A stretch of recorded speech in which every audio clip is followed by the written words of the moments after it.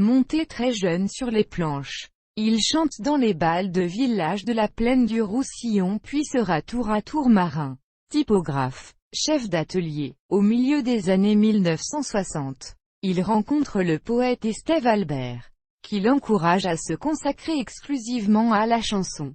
En 1974, il part vivre à Barcelone où il fait la connaissance des grandes figures de la Nova Cançó, courant musical proche des milieux autonomistes de la fin de l'ère franquiste, se tenant toujours à l'écart des mouvements politiques. Jordi Barre milite par le chant pour une reconnaissance de la culture et surtout de la langue catalane et devient rapidement une institution pour le public de Catalogne Nord. En 1983, il se produit à l'Olympia de Paris. Sa notoriété ne cesse de grandir.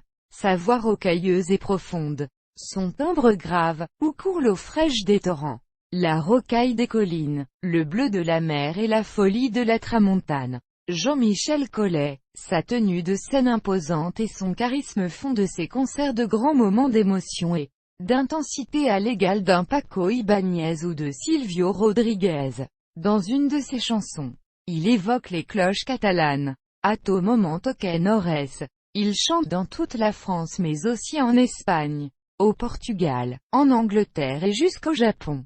En 1992, il reçoit des mains de Jordi Pujol la Creu de Sant Jordi, plus haute distinction accordée par la Généralité de Catalogne. En 2009, âgé de 89 ans, il enregistre un duo en catalan avec l'un de ses plus fervents admirateurs, le chanteur Cali, ainsi qu'une chanson avec le chanteur et comédien Txeki Cario.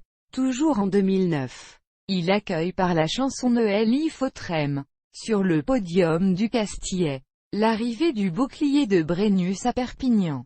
Après la victoire de l'US à Perpignan en finale du championnat de France de rugby à 15, en mai 2010, il se produit dans la commune de Tautavel dans un concert-événement célébrant ses 90 ans. Jordi Barre aimait la nouvelle vague de chanteurs. Il était un fervent supporter de Luce. Il n'hésita pas de lui faire la surprise de sa présence le 23 juin 2010, dans les studios de France Bleu Roussillon pour son premier direct après sa victoire au concours. En novembre 2010, déjà très fatigué, Jordi Barre avait rencontré un artiste qu'il appréciait beaucoup, Michel Fugain, qui s'était pris la peine de le recevoir dans sa loge lors de son passage à Perpignan pour son concert donné au théâtre de l'étang de Saint-Estève.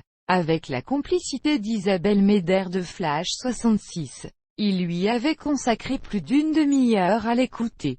Jordi lui racontant ses débuts, sa carrière, son Olympia de 1983. Ils se sont quittés tous les deux avec la larme à l'œil. Jordi d'avoir rencontré son idole, car il ne pensait pas qu'il aurait pris le temps de le recevoir, et Michel d'avoir écouté un grand homme. Il avait assisté ensuite au concert, pour une fois comme spectateur, ce qui était rare pour lui. En décembre 2010, Jordi Barre rencontre un jeune rappeur de Perpignan, Erkan, élu révélation en 2001 de Paris des Rap. Il tourne avec lui un clip.